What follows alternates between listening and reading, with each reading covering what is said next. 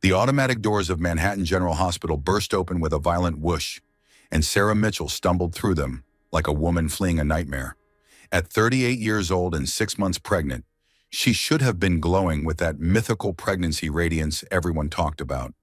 Instead, blood trickled from a gash above her left eyebrow, and her designer maternity dress was torn at the shoulder. "Get your hands off me!" she shouted, though no one was touching her. The words seemed to echo from some deeper trauma, bouncing off the sterile walls of the emergency room like ricocheting bullets. Behind her, the doors opened again with considerably less drama. Derek Mitchell strode through with the confident gait of a man accustomed to getting his way in every room he entered. At 42, the millionaire real estate developer carried himself like he owned not just the luxury apartments he built, but the very air people breathed inside them. "Ma'am, please calm down. You're bleeding," said Nurse Jenny Rodriguez, her Brooklyn accent cutting through the chaos as she approached with practiced efficiency. She had seen enough domestic situations in her 15 years at Manhattan General to recognize the signs, even when they walked through the door wearing $1,000 shoes. "I'm fine," Sarah whispered, her soft Southern accent making the lie sound almost believable. "Really, I just fell. It was so clumsy of me." Derek's voice boomed across the waiting room, ensuring every person present could hear his version of events. 3 stairs. "Sarah? 3. How clumsy can one person be? I keep telling her to be more careful, especially in her condition, but she just won't listen." The fluorescent lights hummed overhead, casting that particular hospital pallor that made everyone look slightly ill. Sarah touched her belly protectively, feeling the baby shift inside her as if sensing the tension that had become their constant companion these past months. "Sir, your wife needs stitches," Nurse Jenny said firmly, positioning herself between Derek and Sarah with the subtle skill of someone who had done this before. "The head wound is deeper than it looks. Please wait outside while we get her into a room." "I'm not leaving my wife," Derek replied, his tone shifting from concerned husband to annoyed customer service complaint. "Do you know who I am? I've donated significant money to this hospital. I have connections on the board." Sarah closed her eyes, feeling the familiar wave of embarrassment wash over her. This was how it always went. Derek's charm and wealth opened doors. His temper and control slammed them shut. She had learned to navigate the space between his public persona and private reality like walking through a minefield blindfolded. "Derek, please just let them help me," she said quietly, the words barely audible above the constant background noise of the ER, monitors beeping, phones ringing, the soft squeak of rubber soles on linoleum floors. A young resident approached with a clipboard, his white coat still crisp enough to suggest he hadn't been on shift very long. "Mrs. Mitchell, I'm Dr. Patel. Can you tell me what happened tonight?" Sarah's mouth opened, then closed. The truth sat on her tongue like a stone she couldn't swallow or spit out.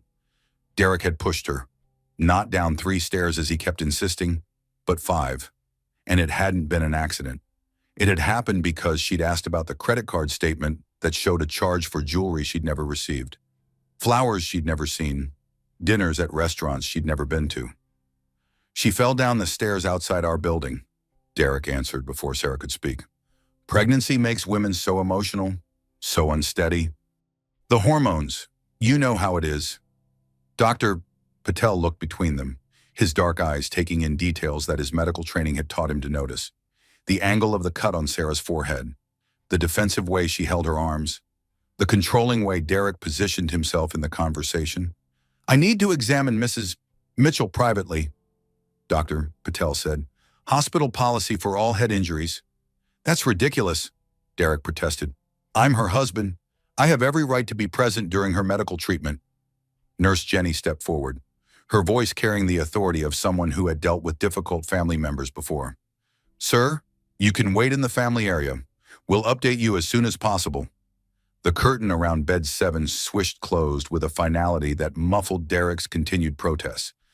For the first time in hours, Sarah felt like she could breathe without measuring each inhalation against Derek's mood. "Okay, honey," Nurse Jenny said, her voice gentling now that they were alone.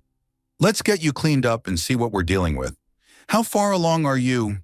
24 weeks, Sarah replied, accepting the hospital gown Jenny offered. The baby's been moving a lot tonight. I think all the stress upset her. Her, Jenny smiled as she began cleaning the wound with practiced gentleness. You know it's a girl. We found out last month. Derek wanted a boy, but I'm happy either way. I just want her to be healthy. Sarah's voice caught slightly on the last word, and she wondered if her definition of healthy was the same as other mothers. Would her daughter be healthy if she grew up watching her father treat her mother like property? Would she learn that love meant accepting whatever treatment you received?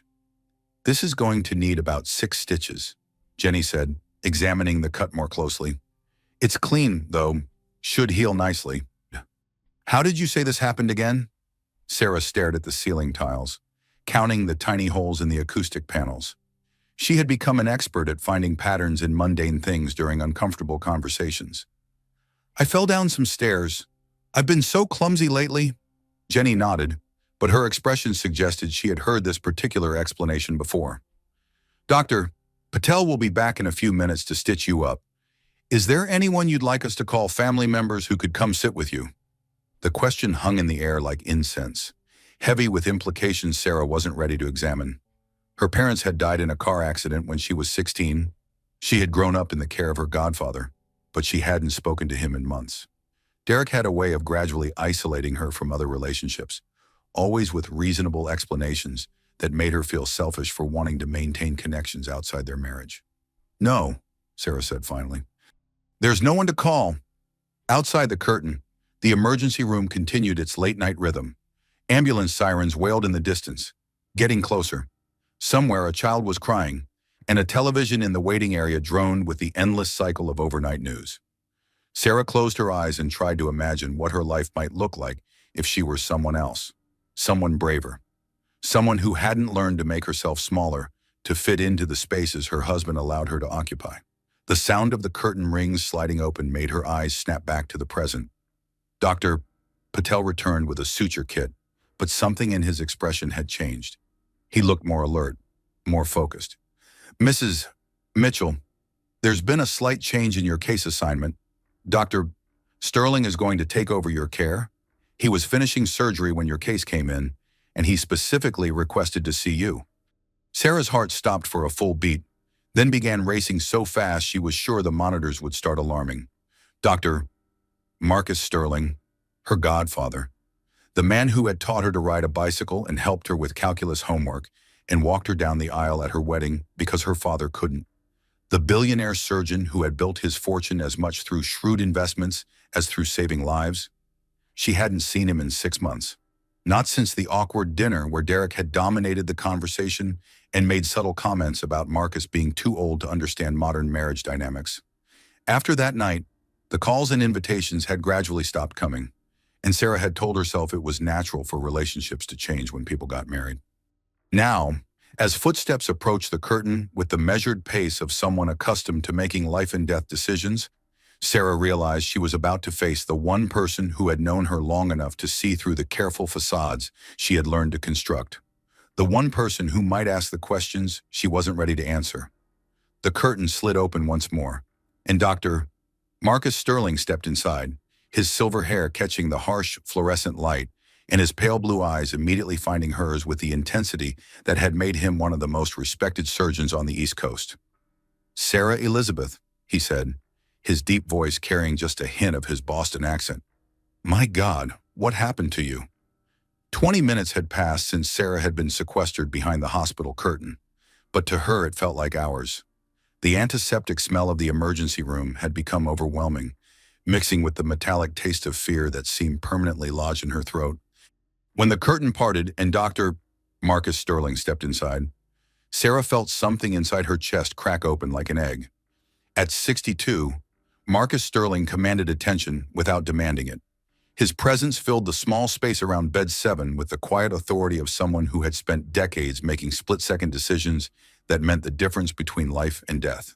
Tonight, however, his usual surgeon's composure flickered when his eyes took in the full extent of Sarah's injuries.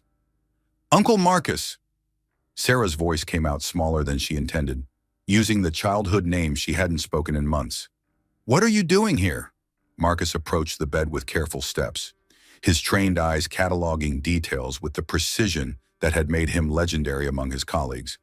The cut on her forehead was clean but deep. The bruising around her left shoulder was fresh but not from tonight. The way she held her arms suggested defensive injuries that went beyond a simple fall. "I was finishing surgery when they called me about a domestic disturbance case," he said, his voice gentler than she had heard it in years. "I never imagined I'd find you here, sweetheart. Never imagined it would be you." The endearment hit Sarah like a physical blow. When was the last time someone had called her sweetheart and meant it as comfort rather than manipulation? When was the last time someone had looked at her with concern that didn't come attached to conditions and expectations? "It's not what you think," she said quickly, the words automatic after months of practice. "I fell down some stairs. Derek was right behind me, trying to help. I've just been so clumsy lately with the pregnancy hormones and everything." Marcus pulled up the small rolling stool and sat down so his eyes were level with hers. It was a gesture she remembered from childhood, when he would lower himself to her height to discuss scraped knees or hurt feelings with the same seriousness he brought to consulting on complex surgical cases. "Sarah," he said quietly, "I've been treating trauma patients for 35 years. I know what fall injuries look like, and I know what assault injuries look like. These bruises on your shoulder are at least 3 days old.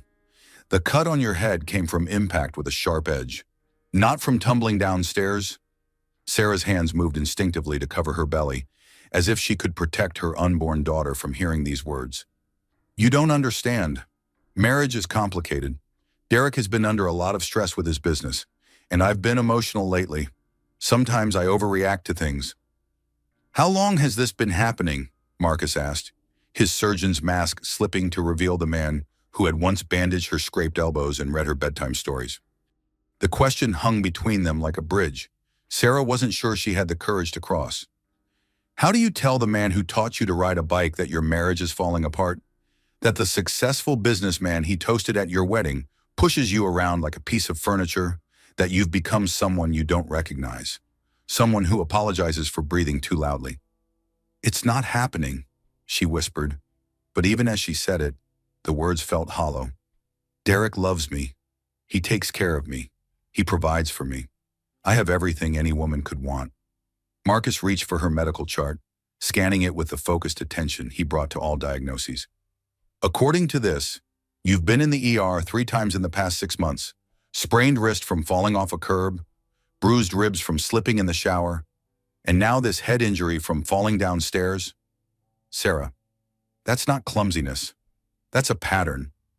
"You're making it sound worse than it is," Sarah said, but her voice lacked conviction. "Derek never means to hurt me. He just gets frustrated sometimes, and I can be difficult. I ask too many questions about things that aren't my business." "Like what?" Marcus asked. "Like credit card statements and phone calls and why he needs to work so late so often?" The words tumbled out before Sarah could stop them. "But he's right. Those things aren't my concern. I should trust him to handle our finances and his business without interfering." Marcus was quiet for a long moment, studying her face with the intensity he usually reserved for examining x-rays and surgical plans. "The Sarah I raised would never accept that explanation. The Sarah I know would ask questions about anything that affected her life. What happened to that woman?" The question hit Sarah like a physical blow because she had been asking herself the same thing for months. When had she stopped trusting her own instincts? When had she started second-guessing every thought and feeling? When had she learned to make herself smaller and quieter to avoid triggering Derek's anger? "People change when they get married," she said finally. "You learn to compromise. You learn to put your partner's needs first." "Compromise is about finding middle ground," Marcus replied. "It's not about erasing yourself to accommodate someone else's control issues." Before Sarah could respond, the curtain rings rattled, and Derek's voice announced his presence before he became visible. "Sarah, honey, are you doing okay in there? The nurses won't tell me anything, and I'm getting worried." Marcus stood up, his full height and presence creating a barrier between Sarah and the curtain opening. When Derek stepped inside, his expression immediately shifted from concerned husband to deferential businessman. Sarah watched the transformation with fascination and horror, recognizing the calculating look that crossed Derek's features when he encountered someone who might be useful to him. "Dr. Sterling," Derek's voice rose with manufactured enthusiasm. "What an incredible honor. I had no idea you were working tonight. I'm Derek Mitchell, Sarah's husband. We met briefly at the hospital fundraising gala last spring. I remember, Marcus replied, his tone professional but noticeably cool. Please explain to me how your pregnant wife ended up bleeding in my emergency room. Derek launched into his prepared narrative with the polish of someone who had been practicing the story in his head. Sarah's pregnancy had made her emotional and unsteady. She had been having what he diplomatically called episodes of irrational behavior. Tonight, she had stormed out of their apartment after an argument about something trivial, and in her emotional state, she had missed her footing on the exterior stairs of their building. I was right behind her, trying to calm her down, Derek said, his voice carrying just the right note of concerned frustration. But you know how pregnant women can be. The hormones make them unpredictable. I've been trying to get her to see someone about the mood swings, but she refuses to admit there's a problem. Sarah felt herself shrinking inside her own skin as Derek painted her as an unstable, emotional woman who couldn't be trusted to walk downstairs without supervision. The worst part was how reasonable he made it sound, how he positioned himself as the long-suffering husband dealing with a wife who had become a liability. Is that what happened, Sarah? Marcus asked, his eyes finding hers across the small space. Sarah started, then stopped. The truth sat in her throat like a stone, but Derek's presence made it impossible to speak. She could feel his expectations pressing against her like a physical weight, demanding that she confirm his version of events. She's been having trouble with reality lately, Derek continued when Sarah hesitated. Imagining conflicts that didn't happen, accusing me of things that never occurred. Her therapist thinks it might be pregnancy-related anxiety, but I'm starting to worry it's something more serious. Marcus nodded slowly, and for a moment Sarah thought he might actually believe Derek's explanation. Her heart sank as she imagined being dismissed as another hysterical pregnant woman whose hormones had made her unreliable. She had seen it happen to other women, had watched doctors nod sympathetically while discounting everything their female patients said. That's certainly possible, Marcus said carefully. Pregnancy can affect cognitive function and emotional regulation. We should definitely run some tests to rule out any underlying conditions. Derek's smile was triumphant, but Sarah caught something in Marcus's expression that suggested the conversation wasn't over. There was a glint in his pale blue eyes that reminded her of the way he used to look when he was working through a particularly complex surgical problem. In fact, Marcus continued, I think Sarah should stay overnight for observation. Head injuries can be unpredictable, especially in pregnant patients. We need to monitor her for signs of concussion and make sure the baby isn't showing any stress responses to the trauma. That's not necessary, Derek said quickly. Sarah will be more comfortable at home, in familiar surroundings. I can keep an eye on her. I'm afraid I have to insist, Marcus replied, his tone leaving no room for argument. As her attending physician, I'm responsible for her care while she's in this hospital. And my medical opinion is that she needs professional monitoring for the next 24 hours. Sarah watched the two men face off across her hospital bed, understanding that they were having a conversation that went far beyond medical necessity. Derek's jaw tightened almost imperceptibly, and she recognized the warning signs of his anger beginning to build. Dr. Sterling, Derek said, his voice still pleasant, but with an edge Sarah had learned to fear. I appreciate your thoroughness, but I think you're being overly cautious. Sarah has always been prone to dramatic interpretations of minor incidents. A night in the hospital will just feed into her tendency toward hypochondria. Nevertheless, Marcus replied firmly, she's staying. As if summoned by the rising tension, Nurse Jenny appeared at the curtain opening. Dr. Sterling, there's a phone call for you at the nurse's station. They said it was urgent. Marcus looked reluctant to leave but nodded. I'll be right back. Sarah, don't go anywhere. As his footsteps faded down the hallway, Derek moved closer to Sarah's bed, his concerned husband mask slipping just enough for her to see the anger underneath. What did you tell him? He asked quietly. Nothing, Sarah whispered. I told him exactly what you said happened. Good, Derek said, but his eyes remained hard. Because if you start filling his head with your paranoid fantasies, it's going to cause problems for both of us. Dr. Sterling is a powerful man in this city. We don't want to make an enemy of him over your emotional instability. Sarah nodded, but something had shifted inside her during the conversation with Marcus. For the first time in months, someone had looked at her injuries with professional eyes and seen what she had been afraid to acknowledge. Someone had asked the questions she had been afraid to answer. And somewhere in the distance, a phone was ringing with news that would change everything. Derek's voice shifted like a radio changing stations the moment Dr. Marcus Sterling disappeared around the corner toward the nurse's station. The concerned husband frequency gave way to something harder, more calculating, as he moved closer to Sarah's hospital bed. "Listen to me very carefully," he said, his voice barely above a whisper but carrying the weight of a threat. "I know what you're thinking. You see your rich godfather, and you think this is your chance to play the victim, but before you say something you'll regret. Remember what's at stake here." Sarah's hand moved protectively to her belly, where their daughter seemed to be responding to the tension with increased movement. "Derek, I haven't said anything. I told him exactly what you wanted me to say. And you'll keep telling that story," Derek continued, "because the alternative isn't just bad for me, it's bad for you too. Do you think any court in this country would give custody of our child to a woman with a documented history of mental instability? A woman who's been hospitalized multiple times for injuries she can't remember getting?"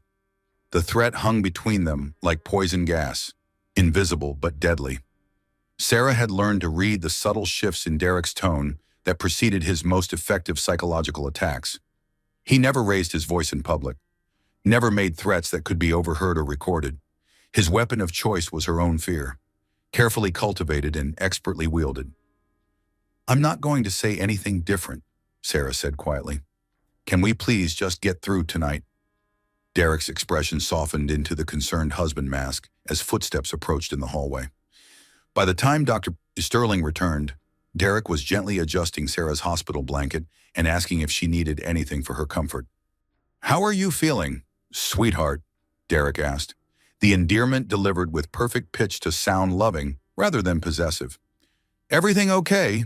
Marcus asked, his sharp eyes taking in the scene with the trained observation of someone accustomed to reading subtle cues. "Just checking on my wife," Derek replied. "She looks tired. Are you sure keeping her here overnight is necessary? Our apartment is only 10 minutes away, and I could bring her back immediately if any symptoms developed." Marcus studied Derek with the same intensity he brought to examining suspicious x-rays. "Actually, I wanted to discuss something with both of you. Sarah's medical records show this is her third emergency room visit in 6 months. That's unusual for a healthy woman in her 30s. Derek's smile never wavered, but Sarah caught the almost imperceptible tightening around his eyes that signaled danger. "Sarah's always been accident-prone," he said with fond exasperation. "Even when we were dating, she was constantly tripping over things or walking into doors. I used to joke that she needed a full-time bodyguard." "The previous injuries were also falls?" Marcus asked. "Sprained wrist from catching herself wrong when she tripped on a sidewalk curb," Derek recited smoothly.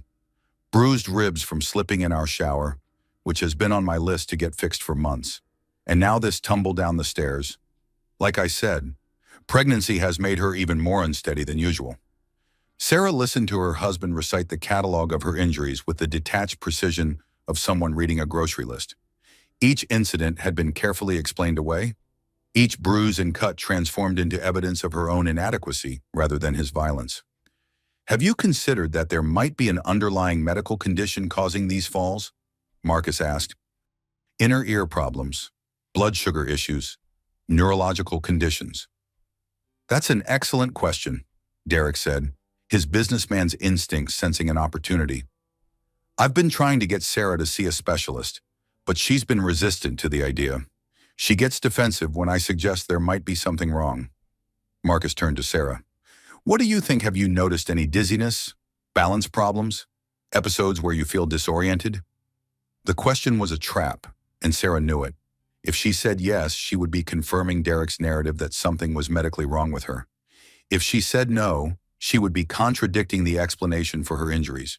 Either way, Derek would use her answer to support his version of events. "I've been tired lately," she said carefully. "The pregnancy has been more difficult than I expected, but I don't think there's anything seriously wrong with me. Fatigue can definitely affect coordination," Marcus agreed. "But given the frequency and severity of these incidents, I think some additional testing would be prudent. Blood work to check for anemia, thyroid function, blood sugar levels, maybe an MRI to rule out any neurological issues. Derek nodded enthusiastically. Whatever you think is best. Dr. Sterling, I want Sarah and the baby to be as healthy as possible. Cost isn't a factor. Obviously. The casual mention of money was perfectly timed. Sarah realized. Derek was reminding Marcus that they were wealthy patients, the kind who generated significant revenue for the hospital and whose satisfaction mattered to administrators. He was also positioning himself as the devoted husband, willing to spare no expense for his wife's care. The testing can wait until after the baby is born, Marcus said. For now, let's focus on monitoring Sarah's recovery from tonight's injury and making sure there are no complications with the pregnancy. Of course, Derek agreed. Should I plan to stay here with her tonight? I could sleep in the chair if necessary. That won't be necessary, Marcus replied. Sarah needs rest, and hospitals aren't comfortable places for family members to spend the night. Why don't you go home, get some sleep, and come back in the morning? Sarah felt a moment of panic at the thought of Derek leaving. As much as his presence frightened her, his absence meant being alone with her thoughts and the growing certainty that she couldn't continue living this way. It meant facing the questions Marcus might ask without Derek there to provide the approved answers. I hate to leave her alone, Derek said, playing the reluctant husband perfectly. What if she needs something during the night? The nursing staff will take excellent care of her, Marcus assured him, and I'll be checking on her personally throughout my shift. Derek leaned down to kiss Sarah's forehead, his lips lingering just long enough to whisper, "Remember what we talked about, honey? I love you, and I'll see you first thing in the morning." To anyone watching, it looked like a tender goodbye between devoted spouses. But Sarah heard the warning embedded in the endearment, felt the subtle pressure of his fingers on her shoulder that reminded her of his strength and her vulnerability.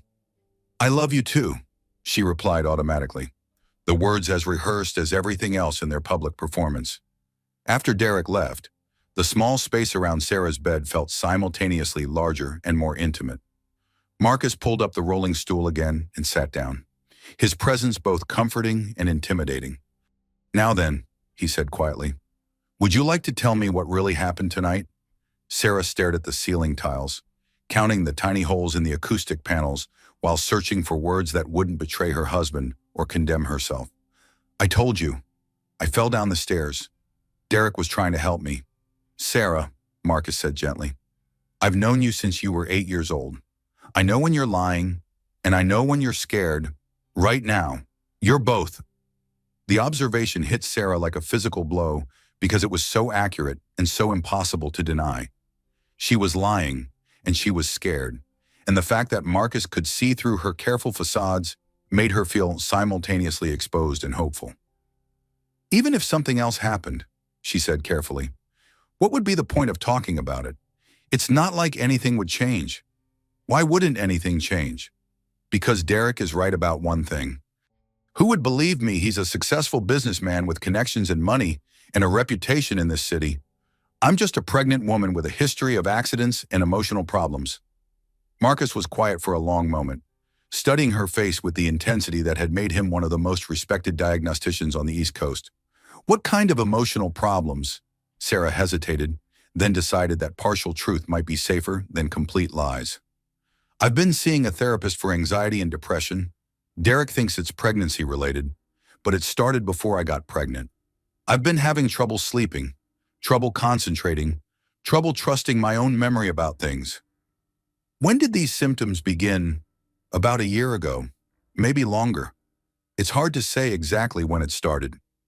"What does your therapist think is causing the anxiety and depression?"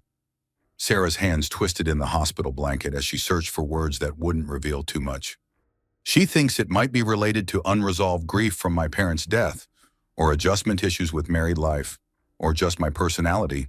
Some people are naturally more anxious than others." Marcus nodded thoughtfully. "All of those are possibilities. But there's another possibility we should consider." "What's that?" "That your anxiety and depression are symptoms of trauma? That your memory problems and concentration issues are your mind's way of protecting you from experiences too painful to fully process." The words hung between them like a diagnosis Sarah wasn't ready to receive. She had spent months convincing herself that the problem was inside her head, That if she could just be stronger or smarter or more accommodating, Derek would stop hurting her. The idea that her symptoms might be normal responses to abnormal treatment was both terrifying and liberating. "I should let you rest," Marcus said, standing up from the stool. "But Sarah, I want you to know that whatever is happening in your life, you're not alone. You have options, and you have people who care about you. That hasn't changed just because you got married." As he moved toward the curtain, Sarah felt a moment of desperate courage. "Uncle Marcus," he turned back, eyebrows raised. "If someone were in a situation where they needed help but couldn't ask for it directly, what would you advise them to do?" Marcus returned to her bedside, his expression gentle but serious. "I would tell that person that asking for help isn't a sign of weakness. It's a sign of wisdom. And I would tell them that sometimes the bravest thing you can do is trust someone else to help you carry a burden that's too heavy to bear alone."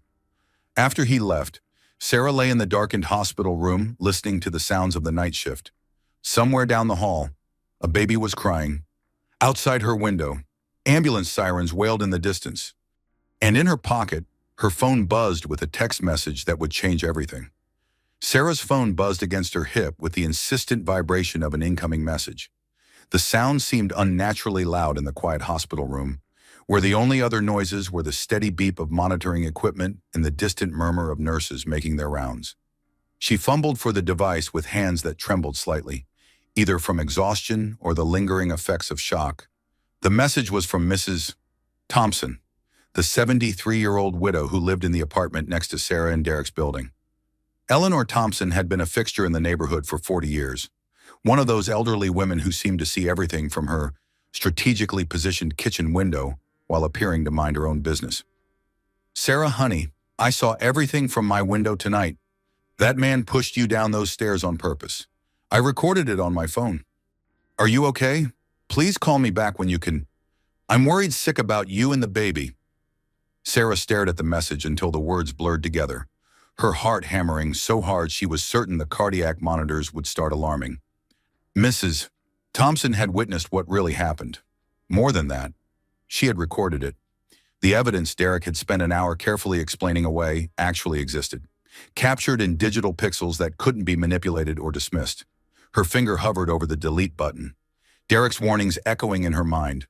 But before she could erase the message, footsteps approached her cubicle, and Dr. Sterling's voice carried through the thin curtain. "Sarah, are you awake? I wanted to check on you before my next surgery."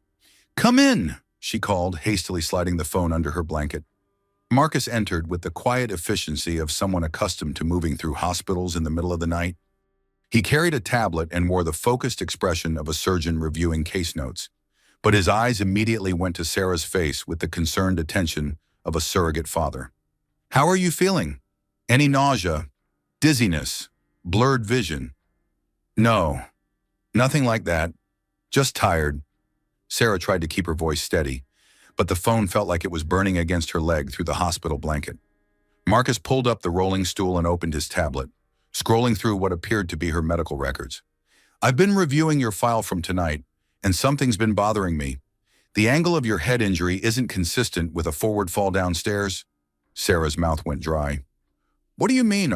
When someone falls forward, they typically sustain injuries to their knees, palms, maybe their forehead if they don't get their hands up in time. But your injury is on the left side of your head, suggesting lateral impact. As if you hit something while falling sideways or were struck from the side." The clinical description of her trauma felt surreal, like listening to someone analyze a crime scene from a television show rather than discussing her own body. "I'm not sure I remember exactly how I fell. Everything happened so fast." Marcus set down the tablet and leaned forward slightly, his voice dropping to the gentle tone she remembered from childhood conversations about difficult topics. "Sarah, I need to ask you something, and I want you to know that whatever you tell me stays between us unless you give me permission to share it. Doctor-patient confidentiality applies even when the doctor happens to be your godfather." Sarah nodded, not trusting her voice. "Did Derek push you tonight?"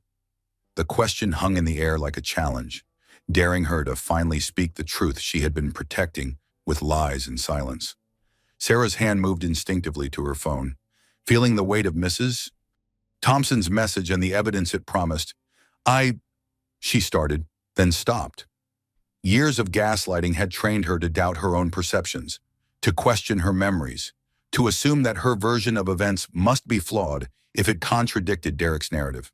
"Sarah," Marcus said gently, "I've treated hundreds of domestic violence cases over the years. I know what the injuries look like, and I know how victims are trained to protect their abusers. You don't have to be afraid of telling me the truth." The words domestic violence hit Sarah like a physical blow. She had never applied that label to her situation, had never thought of herself as one of those women she sometimes saw on news programs or read about in articles. Those were other women, weaker women, women who didn't have college degrees and comfortable homes, and millionaire husbands who bought them expensive jewelry and took them to charity galas. "Derek isn't a violent person," she said automatically. "He's just been under a lot of stress lately with his business, and I can be difficult sometimes. I ask too many questions about things that aren't really my concern." "What kinds of questions?" "About credit card statements, about why he needs to work late so often, about phone calls he takes in private." The words tumbled out before Sarah could stop them. Months of suppressed concerns finally finding voice. "Those sound like reasonable questions for a wife to ask," Marcus observed. "That's what I thought. But Derek says marriage requires trust, and constantly questioning him shows that I don't trust him. He says it's insulting and hurtful, and that I'm being paranoid because of my anxiety issues." Marcus was quiet for a moment, processing her words with the same methodical approach he brought to complex diagnoses. "What happened tonight when you asked about the credit card statement?" Sarah's phone buzzed again, the vibration a reminder of the evidence sitting in Mrs. Thompson's phone. "There was a charge for jewelry I never received, flowers that never came to our apartment, dinner at a restaurant I've never been to. When I asked Derek about it, he said I was being suspicious and accusatory. And then what happened? He got angry. Really angry. He said I was questioning his integrity, that I was acting like he was a criminal instead of a husband who works hard to provide for his family." Sarah's voice dropped to a whisper. "He said I was becoming like my mother?" Marcus's expression sharpened. "What did he mean by that?" "My mother used to question my father about his business dealings. Derek says she was paranoid and controlling, and that it destroyed their marriage. He says I'm developing the same toxic patterns, and that if I don't stop, I'll destroy our marriage too." "Sarah, your parents had one of the strongest marriages I've ever seen. Your mother wasn't paranoid or controlling. She was your father's closest advisor and business partner. They made every major decision together." The contradiction hit Sarah like cold water, shocking her out of the carefully constructed narrative Derek had been building about her family history. She had started to believe his version of her parents' relationship, had begun to doubt her own childhood memories of two people who clearly loved and respected each other. Then why would Derek say that? Because rewriting your family history is one of the classic tactics of psychological abuse. If he can convince you that your role models for healthy relationships were actually dysfunctional, it becomes easier to accept dysfunction as normal in your own marriage. The term psychological abuse joined domestic violence in Sarah's mental catalog of labels she wasn't ready to accept. But even as her mind rejected the clinical terminology, her body recognized the truth of Marcus's words. Her shoulders relaxed slightly, as if she had been holding her breath for months and was finally allowing herself to exhale. "What happened after Derek got angry about the credit card questions?" Marcus asked gently. "He said I needed to learn to trust him like a proper wife should. He said constant questioning was a form of emotional abuse, and that I was damaging our relationship with my suspicious nature." Sarah paused, remembering the escalating argument with crystal clarity for the first time in hours. "I tried to apologize and explain that I wasn't trying to be suspicious, but he said my apologies were manipulative, that I was trying to make him feel guilty for defending himself against my accusations." "How did you end up outside on the stairs?" "I said I needed some air, that maybe we should both take a break from the conversation and talk about it later when we were calmer.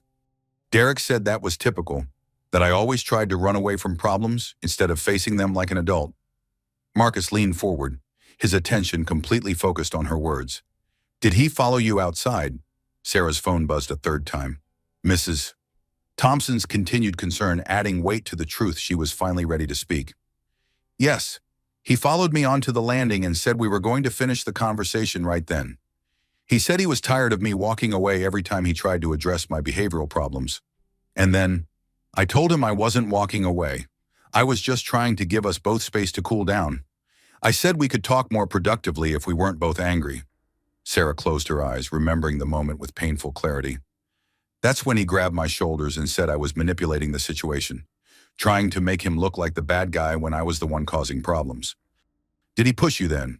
He said I needed to learn that actions have consequences, that I couldn't keep questioning him and expecting there to be no response. He said I was pushing him to his limit, and that if I pushed too far, I might not like what happened next. Marcus waited, understanding that she needed to tell the story at her own pace. I tried to turn around and go back inside, but he grabbed my arm and said we weren't done talking. When I pulled away from him, Sarah's voice broke slightly. He pushed me hard. I lost my balance and fell down the stairs, and all I could think about was protecting the baby. The admission hung between them like a bridge finally built after months of careful construction. Sarah felt simultaneously relieved and terrified, as if she had just stepped off a cliff and wasn't sure whether she would fly or fall. "Thank you for telling me the truth," Marcus said quietly. "I know how difficult that was." Sarah's phone buzzed again, and this time she pulled it out, showing Marcus the screen with Mrs. Thompson's messages. "My neighbor saw everything. She recorded it on her phone." Marcus read the messages, his expression growing more serious with each word. "This changes everything. Sarah, you have a witness and video evidence. Derek can't explain away what Mrs. Thompson recorded. But what if no one believes her? What if Derek convinces people that she's just a confused old woman who misunderstood what she saw? Mrs. Thompson is 73 years old and has lived in that building for 4 decades. She's sharp as a tack and has no reason to lie about what she witnessed. More importantly, you have corroborating evidence in your medical records, a pattern of injuries that supports her account." Sarah felt a flutter of something that might have been hope, quickly followed by a wave of familiar fear. Derek will say I'm having another one of my episodes. He'll say the pregnancy has made me delusional, and that I've somehow convinced Mrs. Thompson to support my fantasies. "Let him try," Marcus said, his voice carrying the quiet confidence of someone accustomed to winning difficult battles. "I'm not just your godfather, Sarah. I'm also a billionaire with significant influence in this city. I have resources Derek doesn't know about, and I have connections that extend far beyond his real estate business." The reminder of Marcus's wealth and power created a new dynamic in Sarah's mental calculus. For months, Derek had used his millionaire status and business connections as weapons to ensure her compliance. The implicit threat had always been that he could destroy her financially and socially if she crossed him.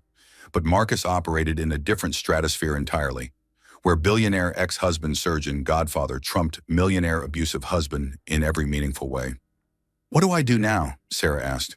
"First, we get Mrs. Thompson's video evidence secured and documented. Then we make sure you and the baby are safe while we figure out the next steps. But Sarah, you need to understand that once we start down this path, there's no going back. Derek will escalate when he realizes he's losing control." Before Sarah could respond, footsteps approached rapidly in the hallway, and Derek's voice carried through the curtain with barely controlled anger. "Where is she? I want to see my wife right now." Marcus stood up, moving between Sarah's bed and the curtain entrance, with the protective instincts of someone who had spent decades defending the vulnerable. "It's after midnight. Mr. Mitchell, visiting hours are over." "Don't give me visiting hours," Derek snapped, his careful public persona finally cracking.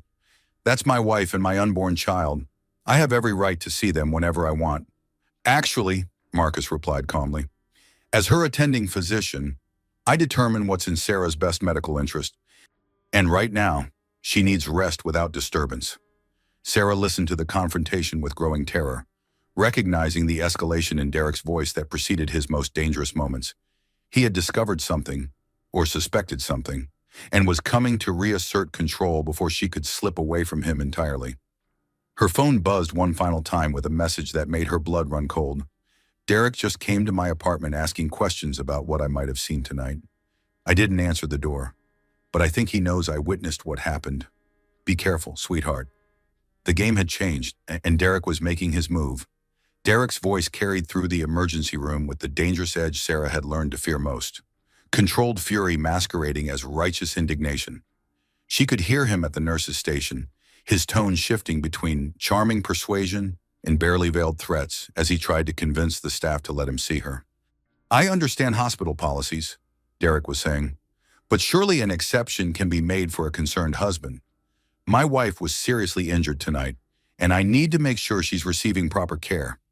Marcus moved closer to Sarah's bed, his presence both protective and reassuring.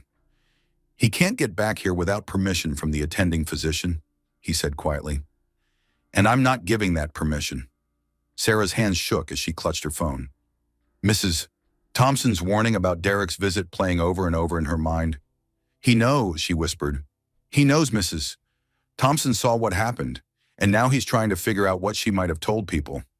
"That actually works in our favor," Marcus replied. "If Derek is trying to control the narrative, it means he's worried about what the truth might reveal. Innocent people don't usually spend their time coaching witnesses." The sound of Derek's footsteps approached their curtained area, accompanied by Nurse Jenny's firm voice. "Sir, I've already explained that patients need rest. You can return during regular visiting hours tomorrow morning." "This is ridiculous," Derek said, close enough now that Sarah could hear the tight control in his voice. "I want to speak to whoever is in charge here. This is completely unacceptable treatment for a family member."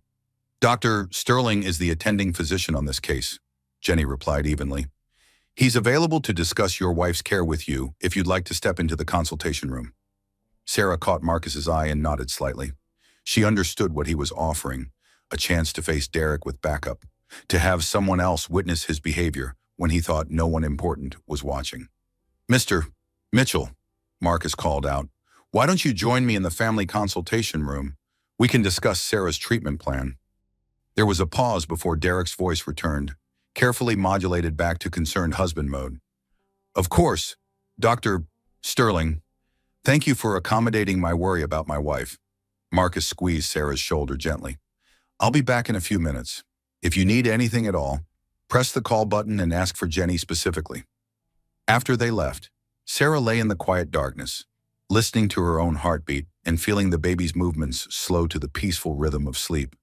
For the first time in months, she felt a strange sense of clarity, as if the fog that had been clouding her thinking was finally beginning to lift. She thought about Mrs. Thompson's video, concrete evidence that Derek couldn't explain away or manipulate. She thought about Marcus's resources and connections, a safety net she hadn't realized she still had access to. Most importantly, she thought about the conversation they just had, the first time in months that someone had listened to her version of events without immediately suggesting she was mistaken or overreacting. Her phone rang, Mrs. Thompson's name appearing on the screen. "Sarah, honey, are you okay?" The elderly woman's voice was thick with concern and something that might have been fear. "I'm in the hospital, but I'm safe," Sarah said quietly. "Mrs. Thompson, Derek came to your apartment about an hour ago. He was very polite, very charming, asking if I had seen what happened tonight. He said you had fallen down the stairs and hit your head, and he was worried that witnesses might have gotten the wrong impression about the incident." "What did you tell him?" "I didn't open the door. 40 years in this neighborhood has taught me to trust my instincts about people, and something about his tone made my skin crawl. But Sarah, I'm worried he knows I saw what really happened." Sarah felt a chill that had nothing to do with the hospital's air conditioning. "Mrs. Thompson, you need to be careful. Derek can be dangerous when he feels threatened. Don't you worry about me, honey. I've been taking care of myself since before that boy was born. What I'm worried about is you and that baby. Do you have somewhere safe to go? I'm with my godfather right now. He's a doctor here at the hospital, and he's going to help me figure out what to do next." "Good, that's good, Sarah. I want you to know that I've already sent the video to my daughter in California. I told her to keep it safe in case something happens to me. And I've made copies on my computer. Whatever that man thinks he can do to intimidate me, the evidence isn't going anywhere." The practicality of Mrs. Thompson's preparations impressed Sarah. While she had been paralyzed by fear and uncertainty, her elderly neighbor had been taking concrete steps to protect both of them. "Mrs. Thompson, thank you. I don't know what would have happened if you hadn't been watching tonight. I've been watching for months, honey. I've seen the ambulances that come to your building, seen you leaving with bruises you try to cover with makeup. I should have said something sooner, but I wasn't sure how to approach you without making things worse. The admission hit Sarah like a revelation. She had thought she was hiding the abuse successfully, that her careful concealer and strategic clothing choices were maintaining the illusion of a perfect marriage. The idea that her neighbor had been witnessing and worrying about her situation for months was both embarrassing and oddly comforting. "You couldn't have known how to help," Sarah said. "I didn't even know how to help myself." "Well, you're getting help now, and that's what matters. You call me if you need anything. Anything at all. And Sarah, you're stronger than you think you are. Surviving what you've been through takes tremendous courage." After they hung up, Sarah lay in the quiet hospital room thinking about courage. She had never thought of herself as courageous. Courage, in her mind, belonged to people who fought wars or rescued strangers from burning buildings or stood up to bullies in schoolyards. But maybe Mrs. Thompson was right. Maybe surviving each day in an abusive marriage, protecting her unborn child, finally finding the strength to tell the truth, maybe those things required courage too. Down the hall, she could hear voices rising in what sounded like a heated conversation. Derek's tone was becoming more aggressive, and Marcus's responses were growing shorter and more clipped. The consultation wasn't going well for Derek, and Sarah knew from experience that he would take his frustration out on the nearest available target. Her phone buzzed with a text from an unknown number. "This is Rebecca Morrison, attorney. Dr. Sterling asked me to contact you. I specialize in family law and domestic violence cases. I'm coming to the hospital now to discuss your options. You're not alone in this." The message was like a lifeline thrown to someone who had been drowning without realizing it. Marcus wasn't just offering emotional support. He was mobilizing practical resources to help her navigate the legal and logistical challenges ahead. 20 minutes later, the voices in the hallway had died down, and Marcus returned to Sarah's cubicle with a grim expression. "How did it go?" Sarah asked. "Derek is angry," Marcus said simply. "He's demanding to take you home tonight, and when I refused, he threatened to file complaints against me and the hospital for interfering with his parental rights." "What does that mean?" "It means he's scared and desperate, which makes him more dangerous but also more likely to make mistakes. When people like Derek feel their control slipping, they tend to overreach and expose themselves." Sewan, Marcus pulled up the rolling stool and sat down, his expression serious but not unkind. "Sarah, I need to tell you something about Derek's business dealings that you might not know. I've been making some calls while he was here, and I've learned some disturbing information." Sarah's stomach clenched with a familiar anxiety. "What kind of information?" "The credit card charges you questioned tonight. They weren't for business expenses or innocent purchases. Derek has been using your joint accounts to fund what appears to be an extramarital relationship. The jewelry and flowers and restaurant charges were for another woman." The revelation hit Sarah like a physical blow, not because she was surprised by Derek's infidelity, but because it confirmed her worst fears about her own judgment. She had suspected something for months, but had allowed Derek to convince her that her suspicions were paranoid delusions caused by pregnancy hormones and anxiety disorders. "How do you know?" she asked quietly. "My private investigator is very thorough. The woman's name is Jessica Walsh. She's 26 years old, works as a marketing coordinator for one of Derek's development projects. The relationship has been going on for at least 8 months. 8 months? Sarah calculated backward and realized Derek had been cheating on her since before she got pregnant, possibly since before they started trying to have a baby. The timeline made her feel sick, not just because of the betrayal, but because it meant Derek had been planning his deception while they were making major life decisions together. "There's more," Marcus continued gently. "Derek has been forging your signature on loan documents and using your name to secure financing for development projects that don't exist. You're potentially liable for millions of dollars in fraudulent debt." Sarah felt the room spinning around her as the full scope of Derek's deception became clear. He hadn't just been abusing her physically and emotionally. He had been systematically destroying her financial security and legal standing. The trust fund her parents had left her, the money Marcus had been carefully managing for her future, had been feeding Derek's business ventures and personal indulgences. "Can he do that legally?" she asked. "Forging your signature is fraud, and using your credit and assets without your knowledge is theft. None of it is legal, but proving it and recovering the money will take time and resources. Resources I don't have if Derek has stolen everything." Marcus smiled grimly. Resources you don't have. Resources I do have. Sarah, I'm not just your godfather. I'm also the person your parents entrusted with ensuring your security and well-being. That includes protecting you from people who would take advantage of you, even if one of those people happens to be your husband. The reminder of her parents' trust brought tears to Sarah's eyes. They had died when she was 16, just young enough to need a guardian, but old enough to understand the responsibility Marcus had accepted by taking her in. He had never made her feel like a burden or an obligation, had never treated her like anything other than the daughter he had never had. What happens now? She asked. Now we document everything. Rebecca Morrison is on her way here with a legal team that specializes in complex domestic abuse cases involving financial crimes. We're going to protect you and the baby, secure the evidence of Derek's fraud, and make sure he can't hurt you again. Derek won't just accept that. He'll fight back. Of course he will. Men like Derek don't give up control easily. But Sarah, you need to understand something important. You're not fighting him alone anymore. You have resources now, and you have people who care about you and want to help. Before Sarah could respond, her phone rang with Derek's number displayed on the screen. She looked at Marcus questioningly. Answer it, he said, but put it on speaker so I can hear what he says. Sarah accepted the call, her hand trembling slightly as she pressed the speaker button. Sarah, honey, I'm outside in the parking lot. Dr.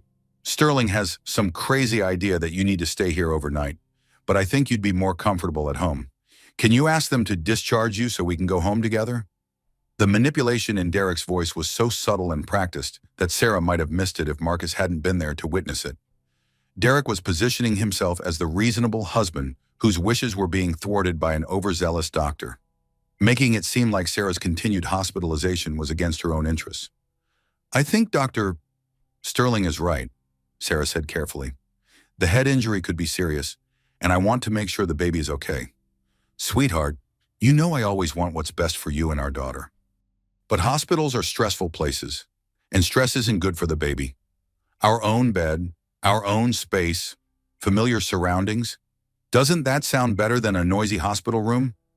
Marcus nodded encouragingly, and Sarah found the courage to say what she had been thinking. Actually, I feel safer here. I want to stay. There was a long pause before Derek responded, and when he did, his voice carried an edge of steel that Sarah recognized as dangerous. Safer, Sarah. What exactly do you think you need to be safe from? I just meant medically safer, in case there are complications from the head injury. Right. Of course. Well, if that's what you really want, I suppose I can't argue with medical advice. I'll see you first thing in the morning, and we can discuss this further then. The line went dead, and Sarah realized she was holding her breath. He knows, Marcus said quietly. He knows you're pulling away from him, and he's going to escalate. We need to move quickly. As if summoned by Marcus's words, a woman's voice called from the hallway. Dr. Sterling, I'm Rebecca Morrison. I'm here about the Mitchell case. The cavalry was arriving, and for the first time since this nightmare began, Sarah felt like she might actually survive it. Rebecca Morrison swept into Sarah's hospital room like a force of nature contained in a perfectly tailored navy suit. At 45, she possessed the kind of commanding presence that made people pay attention before she even opened her mouth. Her silver hair was pulled back in a precise chignon, and her pale gray eyes held the calculating intensity of someone who had built a career destroying powerful men who hurt vulnerable women. Mrs. Mitchell, she said, extending a manicured hand. I'm Rebecca Morrison. Dr. Sterling has briefed me on your situation, and I want you to know that you're safe now. We're going to make sure Derek can never hurt you again. Sarah shook the offered hand, surprised by the firmness of Rebecca's grip and the confidence in her voice. She had expected a lawyer to be more cautious, more qualified in their promises.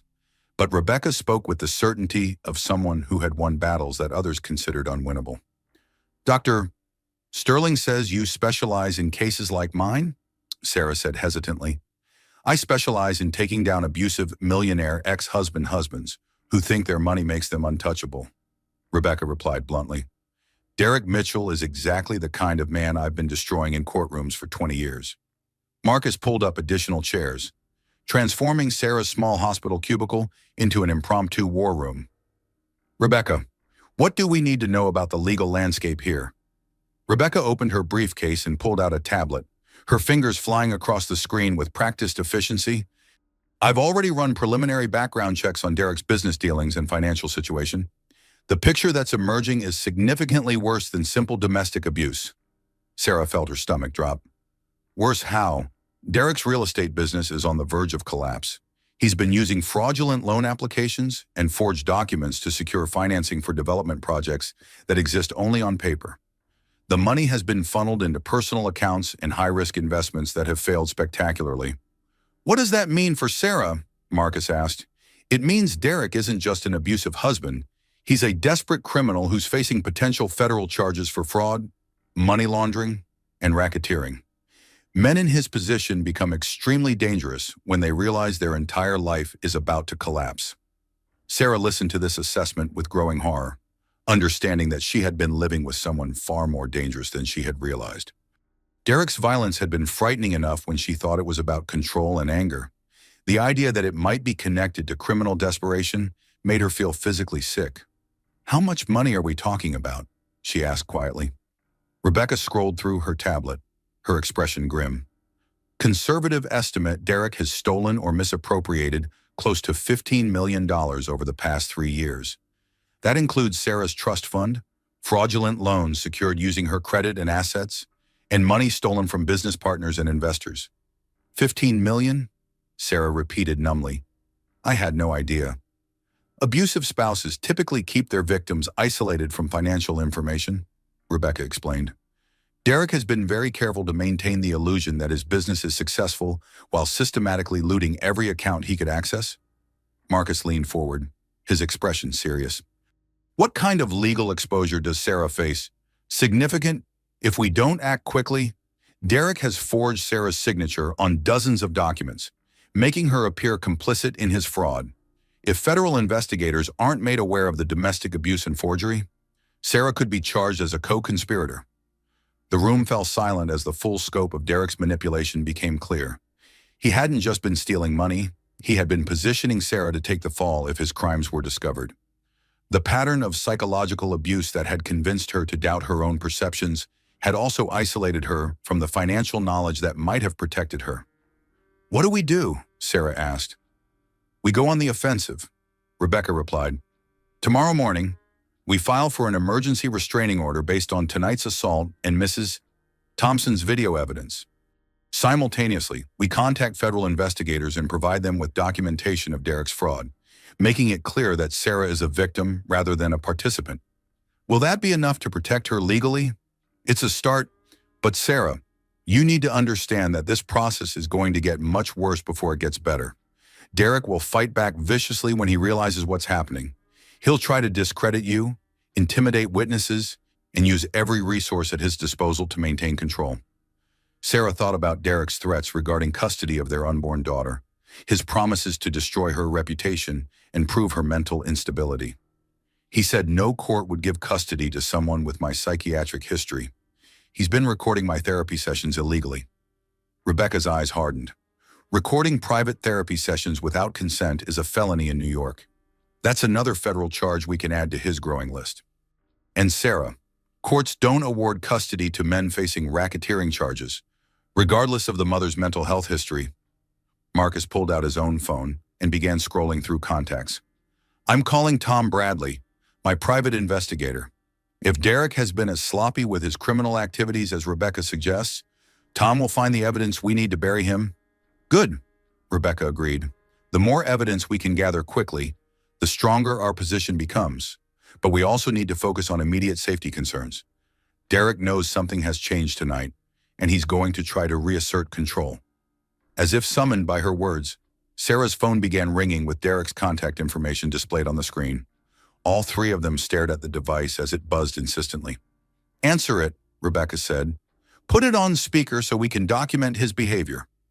Sarah accepted the call with trembling fingers, pressing the speaker button as Derek's voice filled the small space.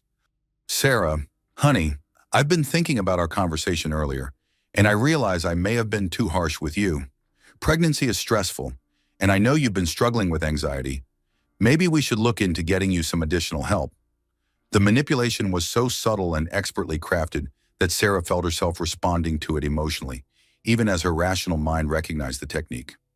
Derek was repositioning tonight's assault as a mental health crisis, requiring his intervention and care.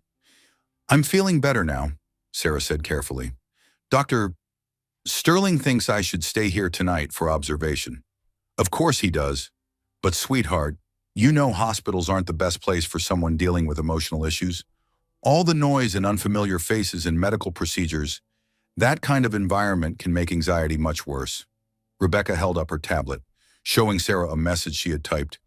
"Ask him about the credit card charges." Sarah took a deep breath. "Derek, I've been thinking about those credit card charges I asked you about earlier. Can you help me understand what they were for?"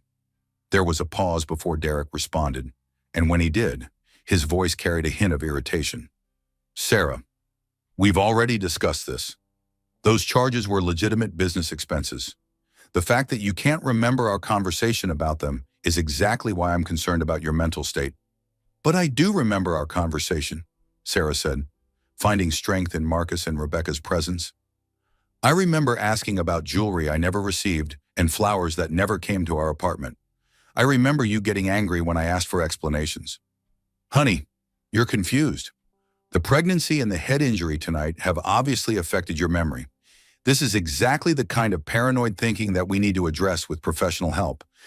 Rebecca nodded approvingly and held up another message. "Tell him you're going to contact the credit card company directly." "I think I should call the credit card company tomorrow and get detailed statements for the past few months," Sarah said. "That way I can see exactly what the charges were for and put my mind at ease." The silence on Derek's end stretched long enough that Sarah wondered if the call had been disconnected. When he finally spoke, his voice had lost all pretense of patience and concern. "Sarah, I forbid you to contact the credit card company. Those are private business matters that don't concern you, and interfering with my financial affairs would be completely inappropriate for a wife." "Forbid," Sarah repeated, surprised by her own boldness. "Derek, they're joint accounts. I have every right to review the statements." "You have rights that I give you," Derek snapped, his mask finally slipping completely. "You live in a home I provide. You eat food I buy. You wear clothes I pay for. You don't have independent rights to anything, including our financial accounts." Rebecca was typing furiously on her tablet, documenting Derek's words as he revealed his true attitude toward his wife's autonomy. Marcus had pulled out his own phone and appeared to be recording the conversation. "That doesn't sound right," Sarah said, emboldened by her support team. "I thought married couples shared financial responsibilities in decision-making." "Married couples where the wife contributes something meaningful to the partnership? Yes, but you don't work, you don't earn income, and you don't have any business skills that qualify you to make financial decisions. Your job is to support me and raise our children, not to interfere with matters you don't understand." The contempt in Derek's voice was so naked and vicious that Sarah felt physically recoiled. This was how he really saw her, as a dependent who had no right to question or challenge his authority. "I think I understand now," Sarah said quietly. "Good. I'm glad we've cleared that up. Now, I want you to tell Dr. Sterling that you've changed your mind about staying overnight. I'll be there in 10 minutes to take you home, and tomorrow we're going to find you a psychiatrist who can help you work through these paranoid episodes." "Actually," Sarah said, her voice growing stronger, "I've decided I want to stay here tonight, and tomorrow I'm going to call a lawyer." The silence that followed was so complete that Sarah could hear Derek's breathing through the phone, quick and shallow with barely controlled rage. "You're going to call a lawyer," he repeated slowly. "Yes, I think I need someone to help me understand my rights regarding our finances and other marital matters." "Sarah," Derek said, his voice dropping to the dangerous whisper Sarah had learned to fear most. "If you call a lawyer, if you try to interfere with our marriage or my business, you will regret it for the rest of your life. I will destroy you so completely that you'll wish you had never been born." Rebecca leaned forward and spoke directly into the phone. "Mr. Mitchell, this is Rebecca Morrison, Mrs. Mitchell's attorney. I want you to know that I'm recording this conversation, and your threats against my client constitute criminal intimidation." The line went dead immediately, but not before they all heard Derek's stream of profanity and violent threats.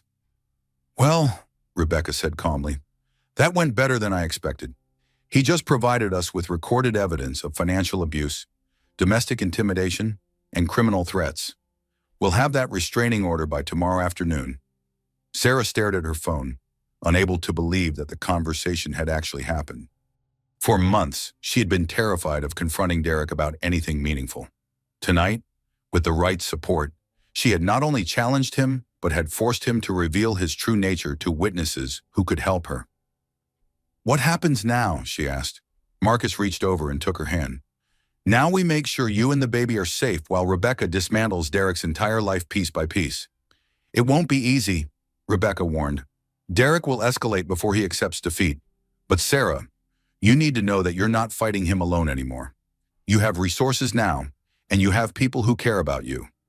As if to underscore Rebecca's warning, security guards appeared at the entrance to Sarah's cubicle. "Dr. Sterling, there's a man in the parking lot making threats about forcing his way into the hospital. Should we call the police?" Marcus and Rebecca exchanged looks. "Yes," Marcus said. "Call the police and increase security around the maternity ward. Derek Mitchell is not to be allowed anywhere near this hospital." Sarah closed her eyes and felt the baby moving inside her, as if sensing the tension and change in their circumstances.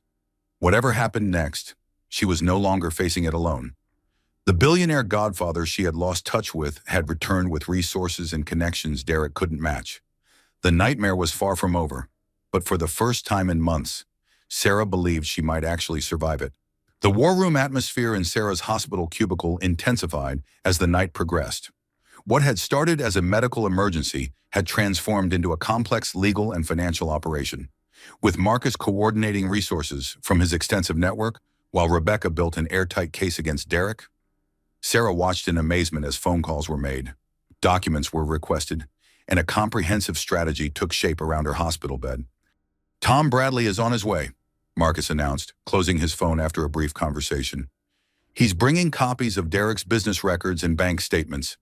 Apparently, Derek has been even sloppier with his fraud than we initially thought."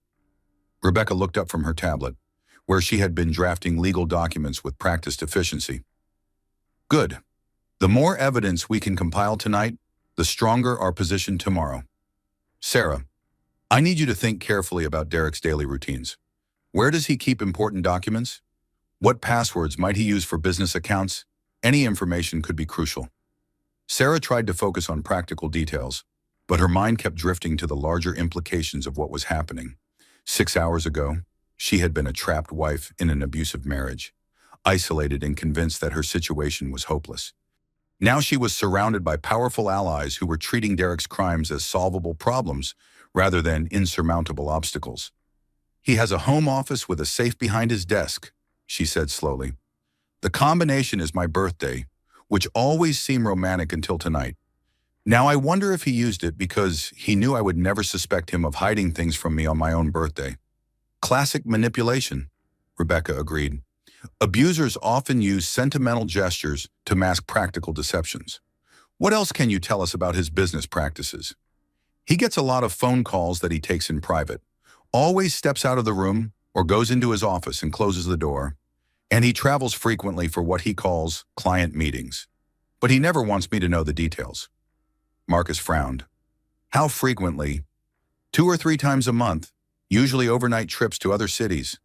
Boston, Philadelphia, Washington, D.C. He says real estate development requires a lot of face-to-face meetings with investors and city planners. "Or meetings with Jessica Walsh," Rebecca said grimly, "the woman he's been having an affair with. Tom's preliminary investigation shows she's traveled with Derek on several of these business trips, with expenses charged to company accounts that don't exist." Sarah felt a familiar wave of humiliation wash over her, but this time it was accompanied by something new. Anger.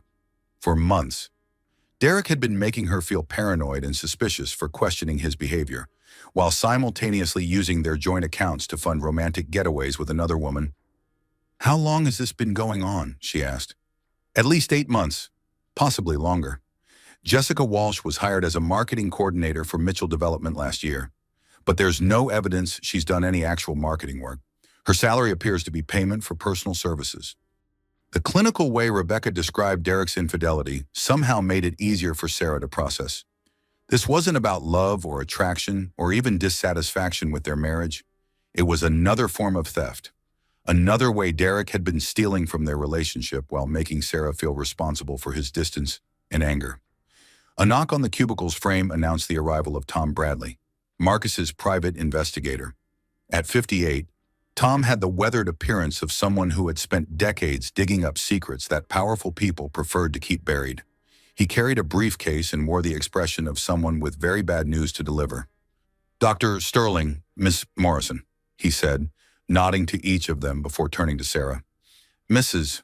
Mitchell, I'm sorry we have to meet under these circumstances, but I think I can help you understand exactly what your husband has been doing behind your back." Tom opened his briefcase and spread documents across Sarah's hospital bed, like a detective laying out evidence at a crime scene. Bank statements, loan applications, business contracts, and photographs created a paper trail of Derek's criminal activities. "Let's start with the basics," Tom said. "Mitchell Development, Derek's real estate company, is technically bankrupt, has been for 18 months. The apparent success and ongoing projects are elaborate fiction designed to keep investors writing checks." Sarah stared at the financial documents, trying to reconcile the numbers with Derek's constant talk about successful deals and expanding business opportunities. "But he just bought a new Mercedes. He talks about projects worth millions of dollars." "The Mercedes is leased using fraudulent loan applications that list you as a cosigner," Tom explained. "The projects he discusses exist only in promotional materials designed to attract new investors." Derek has been running a sophisticated Ponzi scheme, using money from new investors to pay returns to previous investors while skimming significant amounts for personal expenses. Marcus leaned forward, studying the documents with the focused attention he brought to complex medical cases. "How much money are we talking about?" "Derek has stolen approximately $23 million over the past 3 years, Tom said. "That includes Sarah's trust fund, fraudulent loans, and investor money. Most of it has been spent on maintaining his lifestyle, funding his affair, and making high-risk investments that failed. $23 million. Sarah tried to comprehend the scope of Derek's theft and deception, but the number was so large it felt abstract. She thought about all the times Derek had criticized her spending on groceries or clothing, all the lectures about being responsible with money while he was stealing millions. "What does this mean for the investors who trusted him?" she asked.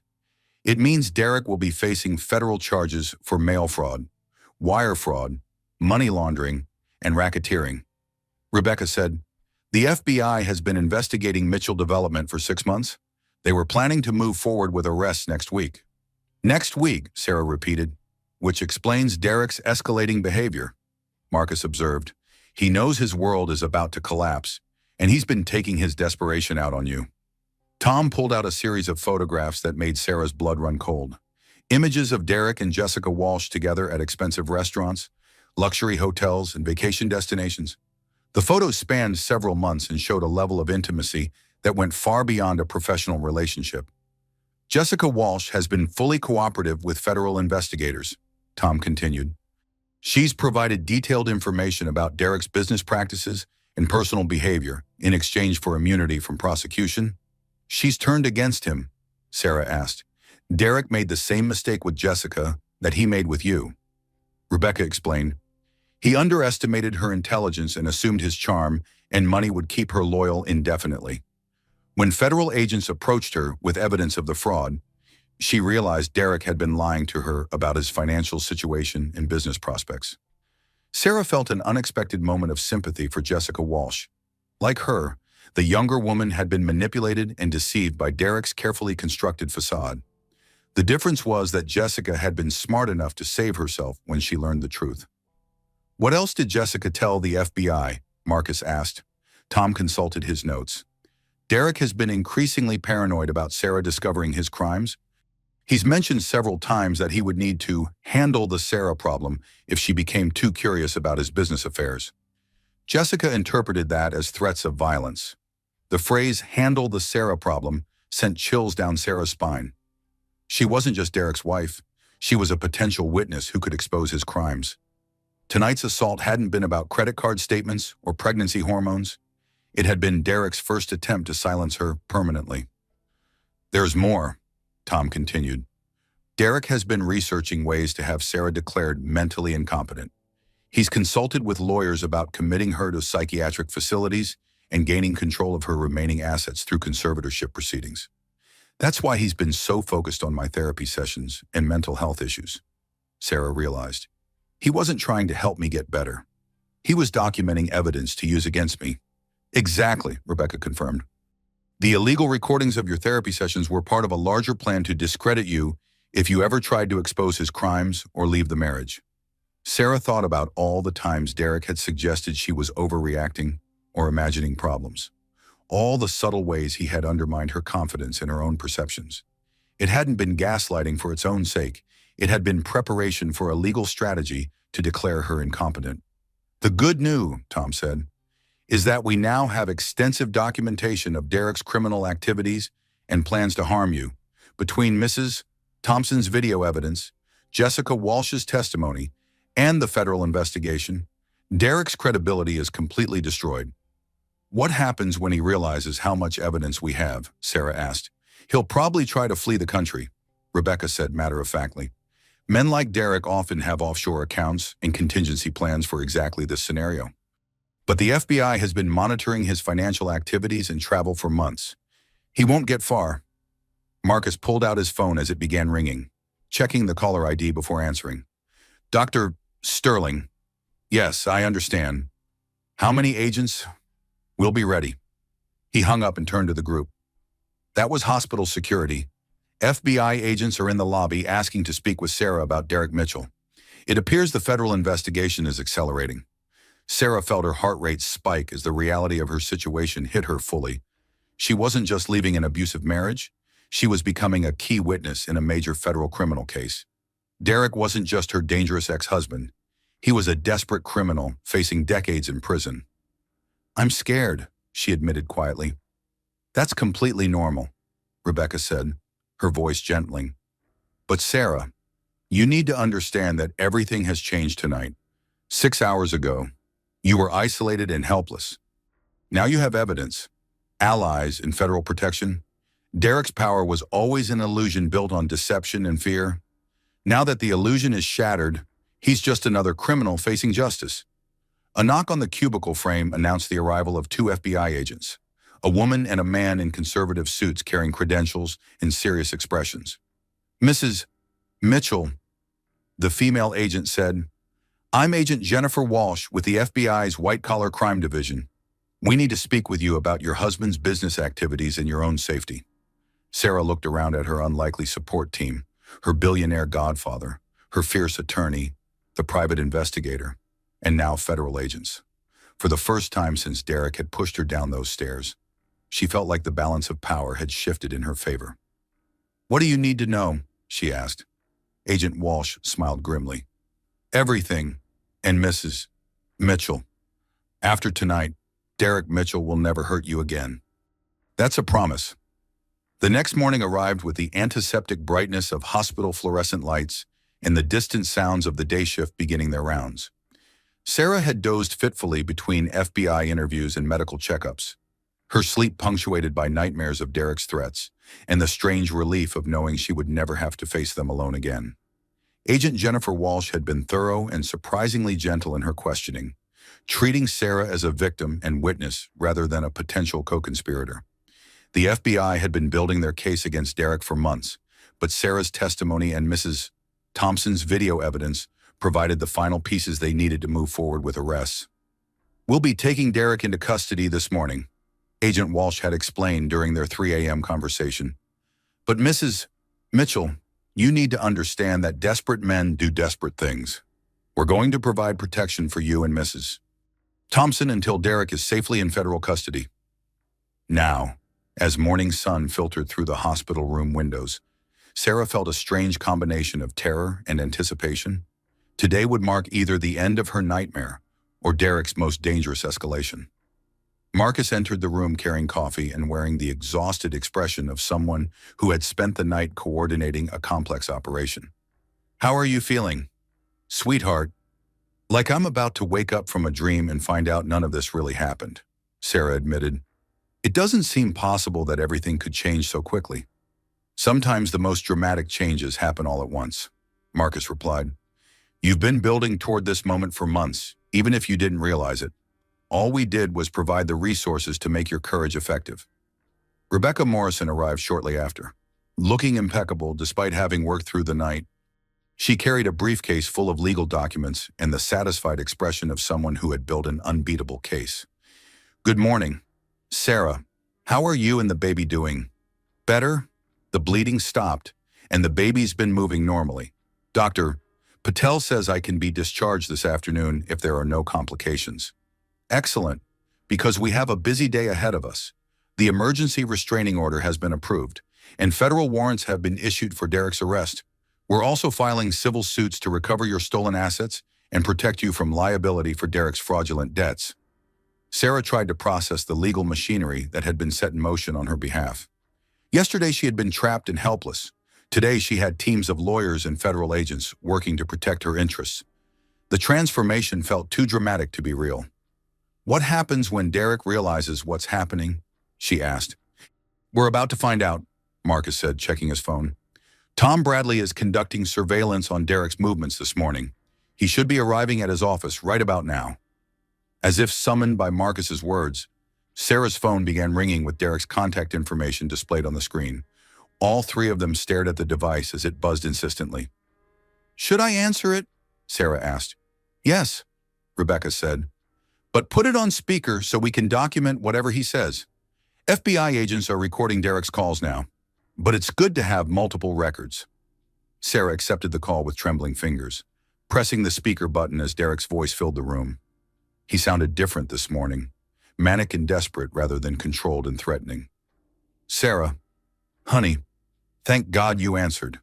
Listen to me very carefully. We need to leave town today. Right now, I'll pick you up from the hospital and we can drive to Canada. I have business opportunities there that require immediate attention. The suggestion was so transparently desperate that Sarah felt almost sorry for Derek. He obviously knew that his world was collapsing and was trying to flee the country with his pregnant wife as either a cover story or a human shield. Derek, I can't travel right now. The doctor wants to monitor me for complications from the head injury. Forget the doctor, Derek snapped, his mask slipping immediately. This is more important than your minor injury. Pack whatever you can carry and meet me in the hospital parking lot in 20 minutes. I'm not going anywhere with you, Sarah said, finding strength in her support team's presence. Derek, I know about Jessica Walsh. I know about the stolen money. I know about everything. The silence on Derek's end stretched so long that Sarah wondered if the call had been disconnected. When he finally spoke, his voice carried the dangerous edge she had learned to fear most. Who told you about Jessica? It doesn't matter who told me. What matters is that I know you've been lying to me about everything. Your business, your finances, your feelings about our marriage. Sarah, you don't understand the complexity of my business dealings. What looks like deception to you is actually sophisticated financial planning that protects our family's interests. Rebecca held up her tablet with a message. Ask him about the federal investigation. Derek, the FBI knows about your financial planning. They have evidence of fraud and money laundering. Jessica has been cooperating with federal investigators for months. Another long silence, followed by the sound of Derek's breathing becoming rapid and shallow. That bitch, he whispered. That stupid little bitch thinks she can destroy me. But she doesn't know who she's dealing with. Derek, the evidence isn't just from Jessica. The FBI has bank records, forged documents, testimony from multiple witnesses. It's over. It's not over, Derek shouted, his voice echoing through the hospital room. Nothing is over until I say it's over, Sarah. You belong to me. That baby belongs to me. No one gets to take my family away from me. Marcus moved closer to the phone, his surgeon's calm providing a stark contrast to Derek's hysteria. Derek, this is Dr. Sterling. I think it would be best if you turned yourself in to federal authorities voluntarily. The evidence against you is overwhelming, and cooperation might lead to more lenient sentencing. Dr. Sterling, Derek said, his voice dropping to a threatening whisper. You rich bastards think you can interfere with my marriage and steal my wife just because you have more money than I do? But money won't protect you when I decide to handle this personally. Is that a threat, Mr. Mitchell? It's a promise. You've made an enemy of the wrong man, and you're going to regret it for the rest of your life. Rebecca leaned forward to speak into the phone. Mr. Mitchell, this is Rebecca Morrison again. I want you to know that FBI agents are currently serving search warrants at your office and apartment. They have evidence of fraud, domestic violence, and now criminal threats against witnesses. Every word you've spoken this morning is being recorded and will be used against you in court. You lawyers are all the same, Derek snarled. You think legal technicalities can protect you from real consequences? But I've got news for all of you. Some problems can't be solved in courtrooms. The line went dead, leaving an ominous silence in the hospital room. Well, Rebecca said calmly, that was illuminating. Derek just provided us with recorded evidence of flight risk, witness intimidation, and specific threats against multiple people. The federal judge will have no choice but to deny bail when he's arrested. Sarah stared at her phone, unable to believe that the man she had married could transform so completely when his facade was stripped away. The charming businessman who had swept her off her feet had revealed himself to be a desperate criminal, willing to threaten anyone who challenged his control. What happens now? She asked. Marcus pulled out his phone as it began buzzing with an incoming call. This should be Tom Bradley with an update on Derek's location. He answered the call and put it on speaker. Tom, what's the situation? Derek just left his office in a panic. Tom's voice reported. FBI agents were waiting for him, but he saw them before they saw him and managed to slip out the back entrance. He's driving erratically and appears to be heading toward the hospital. How long until he gets here? Marcus asked. 10 minutes, maybe 15. Dr. Sterling, this guy is completely unhinged. I've been watching him for 2 days, and his behavior this morning suggests someone who's lost all rational thinking. Rebecca was already gathering her documents and moving toward the door. We need to get Sarah out of here immediately. If Derek is desperate enough to confront her in a hospital with FBI agents looking for him, he's dangerous enough to hurt innocent people. Marcus was already pressing the call button for nurses while simultaneously dialing hospital security. We're going to move you to a secure location until Derek is in custody, he told Sarah. Don't worry about packing anything. We just need to get you somewhere safe. As if to underscore the urgency of the situation, Sarah's phone rang again with Derek's number. This time, when she answered, she could hear traffic noise and the sound of aggressive driving. Sarah, I'm coming to get you, Derek said, his voice manic with desperation. We're leaving this city together, and we're never coming back. Anyone who tries to stop me is going to regret it. Derek, please don't come to the hospital. There are innocent people here who could get hurt. I don't care about innocent people, he shouted. I care about my wife and my child, and I'm not letting anyone take them away from me. Agent Walsh's voice came from the hospital corridor as she approached with several other federal agents. Mrs. Mitchell, we need to move you now. Derek Mitchell is armed and driving toward this location. Sarah felt her blood turn to ice water. Armed. He purchased a handgun 3 days ago using falsified identification, Agent Walsh explained as she and Marcus helped Sarah into a wheelchair. We have to assume he's extremely dangerous and willing to hurt anyone who gets in his way. As they moved through the hospital corridors toward a service elevator, Sarah could hear the distant sound of sirens and the crackle of radio communications. The quiet medical facility was transforming into something resembling a crime scene, with federal agents coordinating security while nurses evacuated patients from areas Derek might try to access. Where are we going? Sarah asked as the service elevator carried them toward the hospital's basement levels. Secure conference room in the administrative wing, Agent Walsh replied. Underground, no windows, multiple exit routes. Derek won't be able to find you there. As the elevator doors opened into the hospital's basement corridors, Sarah realized that her confrontation with Derek was about to reach its climax. Everything that had been building for months, the abuse, the lies, the financial crimes, the federal investigation, was converging into a single moment that would determine whether she and her unborn daughter would be free or forever trapped by Derek's desperation.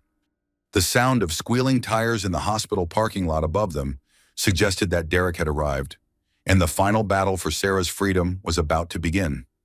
The underground conference room in Manhattan General's administrative wing felt like a bunker, its windowless walls and multiple security monitors creating an atmosphere of siege warfare rather than medical care.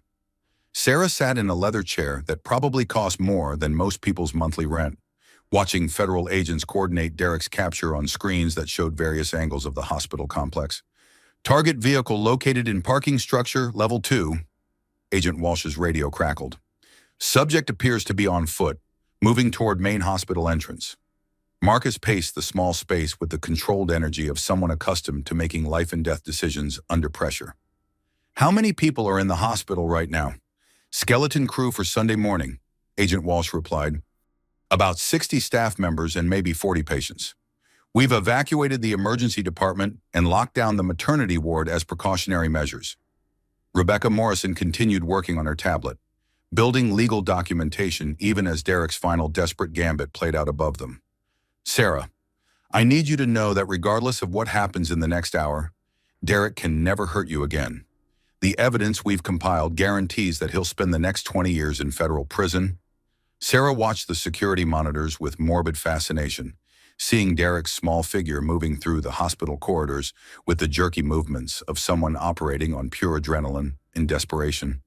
He looked smaller than she remembered, diminished by his circumstances rather than enlarged by his usual arrogance. He looks lost, she observed quietly. That's because his entire world has collapsed in the past 12 hours, Marcus replied.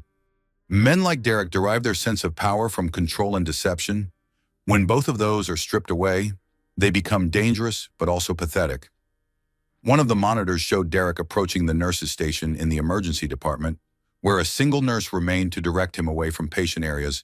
Even from the grainy security footage, Sarah could see the wild desperation in Derek's gestures as he demanded information about her location. He's asking about Sarah, Agent Walsh reported, listening to communications from agents positioned throughout the hospital. The nurse is following protocol and refusing to provide patient information. On screen, Derek's conversation with the nurse became increasingly animated. Sarah couldn't hear the words, but his body language suggested escalating aggression and frustration.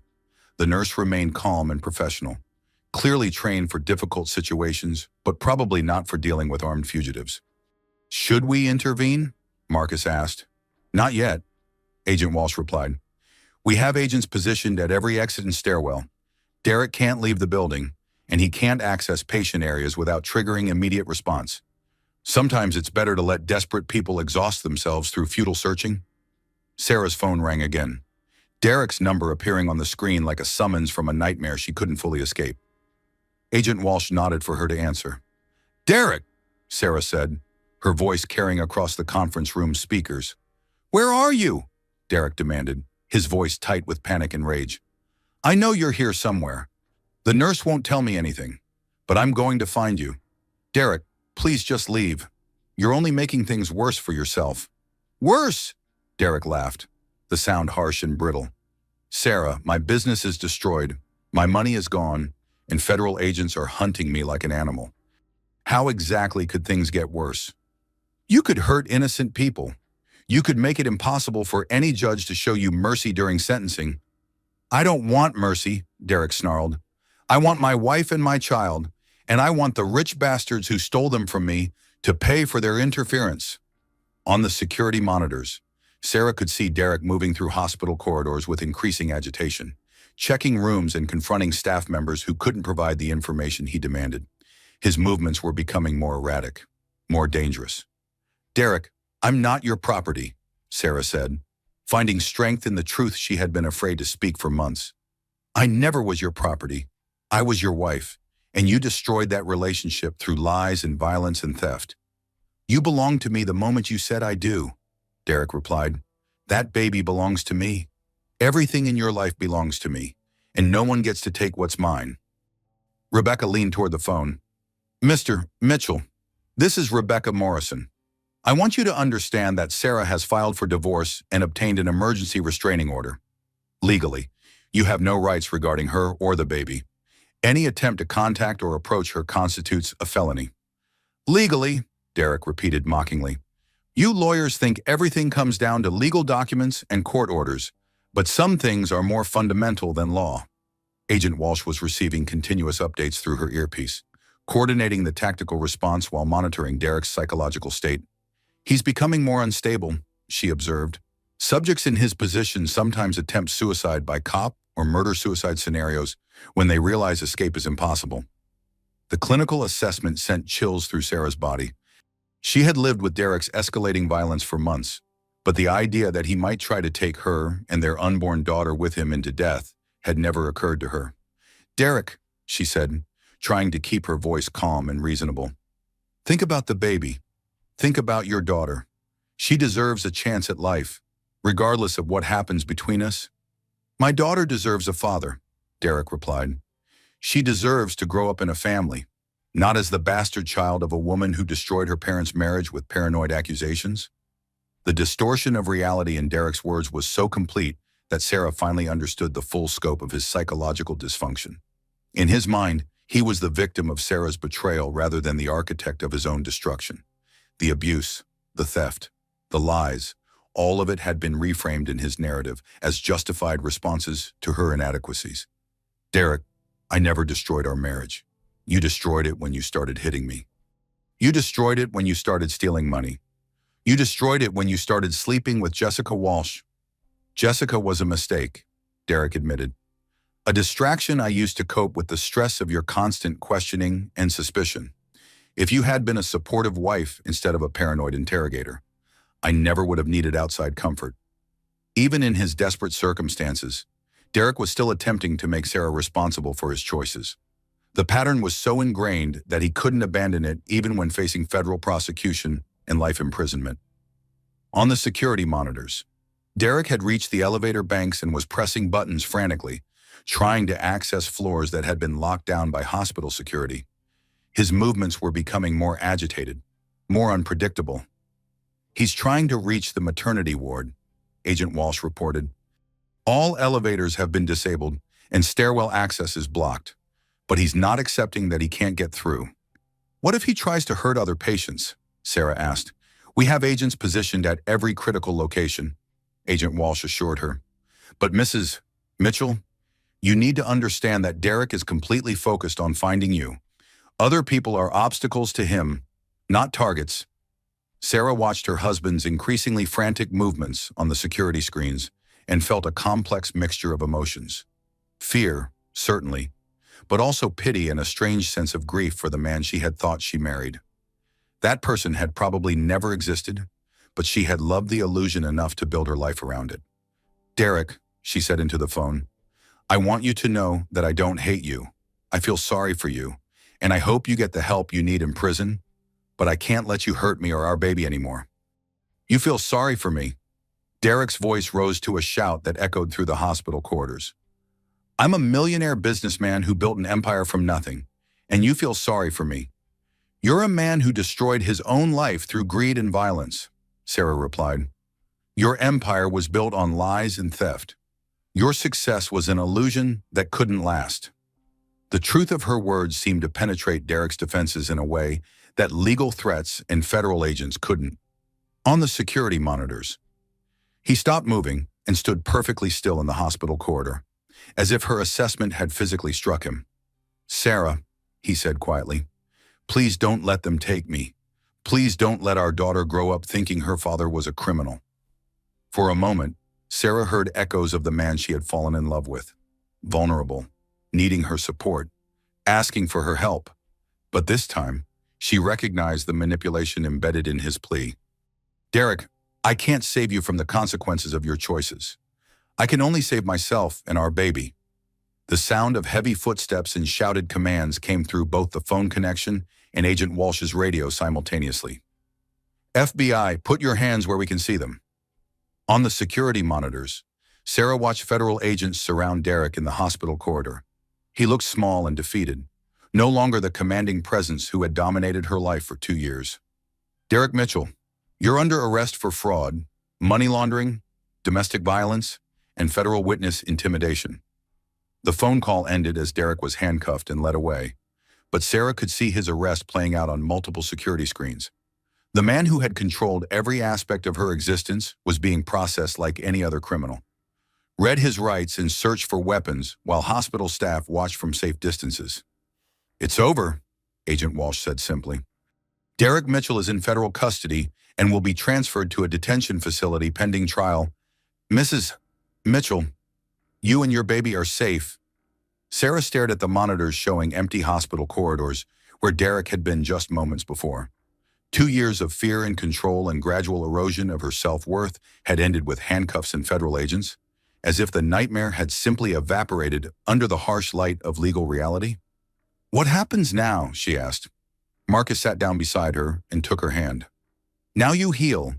Now you rebuild your life.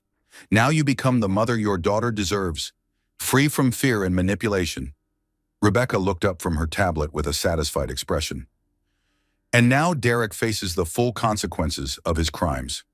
Based on the evidence we've compiled, he's looking at 25 to 30 years in federal prison. He'll never hurt you again." Sarah.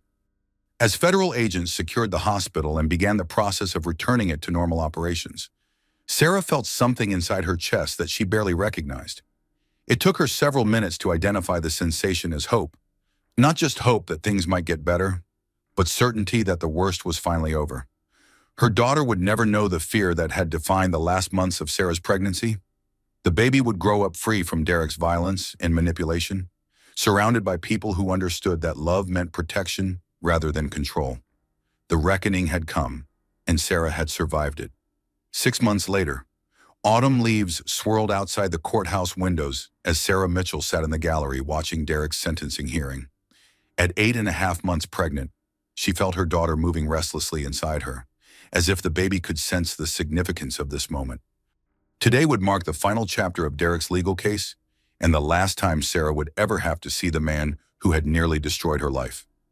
Derek looked diminished in his orange jumpsuit and shackles, a far cry from the confident millionaire who had once commanded every room he entered. Federal prosecution had stripped away his wealth, his freedom, and his carefully constructed facade, revealing the desperate criminal underneath. As Sarah watched him shuffle to the defendant's table, she felt no satisfaction in his downfall, only relief that this chapter of her life was finally ending.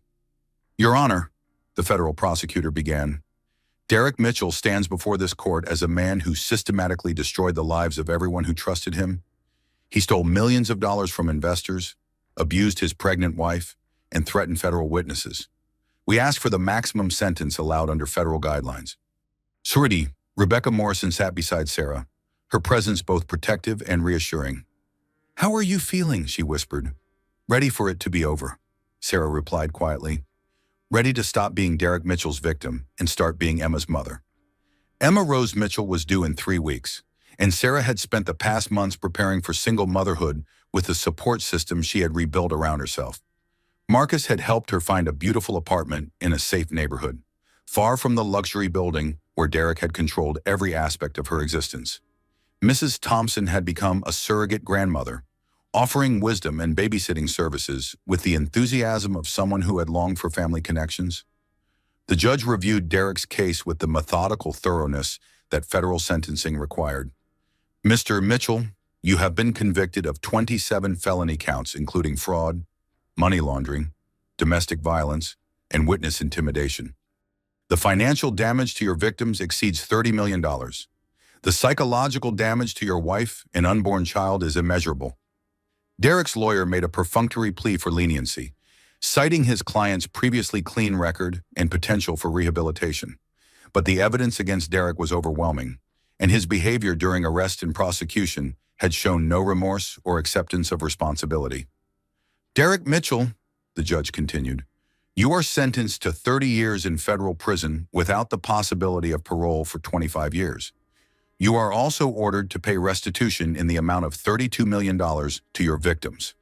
Sarah felt her daughter kick vigorously as the sentence was announced, as if Emma was celebrating her freedom from a father who would never have the opportunity to hurt her. The irony wasn't lost on Sarah that Derek's own crimes had ensured their daughter would grow up without his toxic influence. As court officers led Derek away, he turned to look at Sarah one final time. She met his gaze without flinching, no longer the frightened woman who had apologized for breathing too loudly. Derek had taken 2 years of her life, but she wouldn't give him another moment of her fear. "It's finished," Rebecca said as they left the courthouse. "Derek Mitchell can never hurt you or Emma again." Marcus was waiting for them on the courthouse steps, his familiar presence a reminder of the safety net that had made Sarah's recovery possible. "How do you feel, sweetheart?" Free, Sarah said simply. For the first time in years, I feel completely free. 3 weeks later, Sarah went into labor at Manhattan General Hospital, the same place where her nightmare with Derek had ended and her new life had begun. Marcus delivered his goddaughter with the skill of a surgeon and the tenderness of a grandfather, while Mrs. Thompson held Sarah's hand and offered encouragement. Emma Rose Mitchell entered the world at 3:17 a.m. on a Tuesday morning.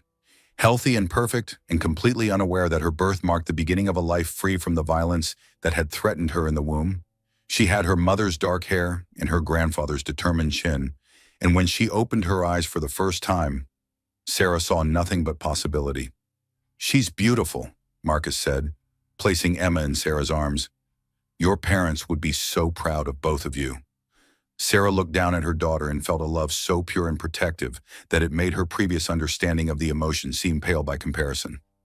This tiny person would never know fear as a constant companion, would never learn to make herself smaller to avoid triggering someone's anger, would never apologize for existing. "Hello, Emma," Sarah whispered. "You're safe now. You're so loved, and you're completely safe." Mrs. Thompson dabbed at her eyes with a tissue, overcome with emotion at witnessing the continuation of life after so much trauma. "She's perfect, sweetheart. Absolutely perfect." Over the following months, Sarah settled into the rhythm of new motherhood with the support of her chosen family. Marcus took his role as surrogate grandfather seriously, spoiling Emma with toys and books while teaching Sarah about child development and nutrition. Mrs. Thompson became Emma's official babysitter, providing childcare when Sarah returned to school to complete her social work degree. Sarah had decided to specialize in domestic violence counseling, using her own experience to help other women recognize and escape abusive relationships. The work was challenging, but deeply fulfilling, transforming her trauma into a tool for healing others. "I used to think strength meant enduring everything silently," Sarah told her first support group of abuse survivors.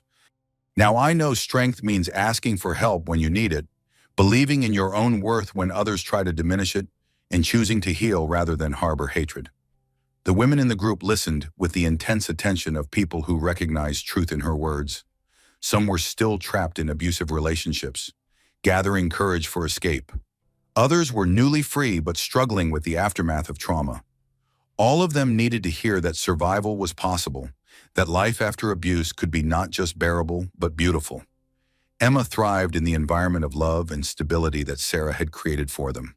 At 6 months old, she was a happy baby who smiled easily and reached for strangers without fear, a stark contrast to the anxious child she might have become in Derek's household. "She's going to be a strong woman," Mrs. Thompson observed during one of their regular dinners together. "Just like her mother." "I hope she never needs the kind of strength I had to develop," Sarah replied. "I hope she grows up knowing she deserves to be treated with love and respect, so she never accepts anything less." Marcus raised his wine glass in a toast. "To Emma Rose Mitchell, who will grow up knowing her own worth because her mother fought for both of their freedom." As they clinked glasses, Sarah reflected on the journey that had brought them to this moment.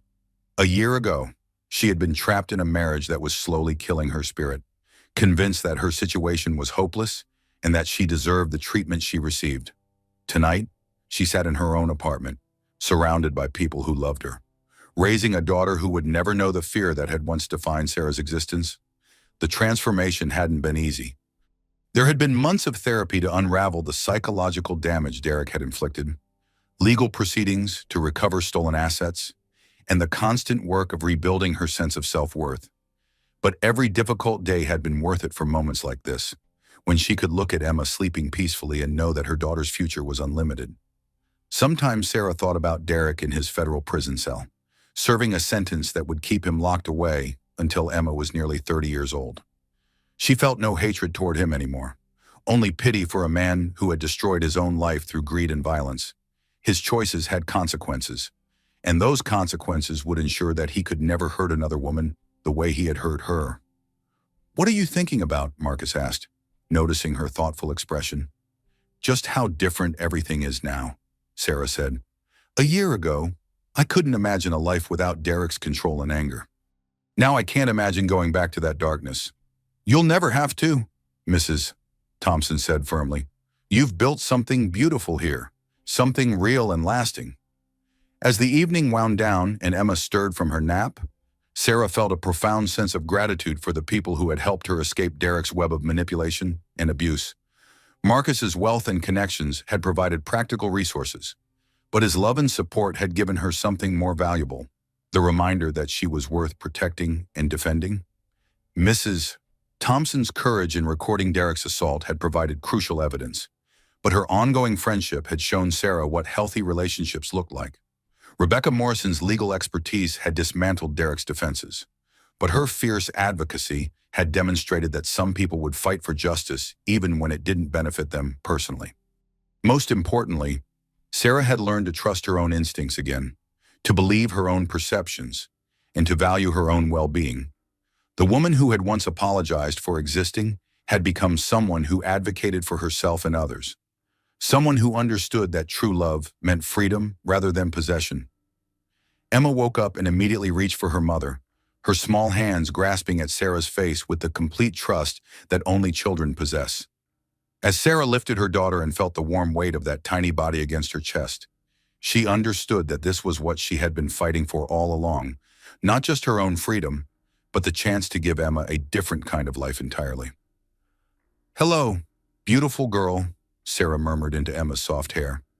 "Mama's here. Mama's always going to be here." Outside the apartment windows, the city continued its endless rhythm of movement and change. But inside their small space, Sarah and Emma existed in a bubble of safety and love that no one could threaten or destroy. The nightmare was over, and the rest of their lives stretched ahead like an open road leading toward whatever future they chose to create.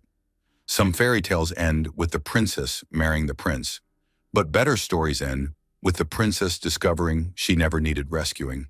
She just needed to remember her own power. And sometimes, having a billionaire godfather who believes in you doesn't hurt either. As Emma drifted back to sleep in her mother's arms, Sarah looked around at the life she had built from the ashes of her marriage and felt something she had almost forgotten was possible: complete and utter peace. They were safe, they were loved, and they were free to become whoever they wanted to be. The millionaire who had pushed his pregnant wife down hospital stairs was spending his nights in a federal prison cell, but the surgeon who had been her billionaire godfather was reading bedtime stories to his great goddaughter, while her mother planned a future filled with endless possibilities. And in the end, that made all the difference in the world.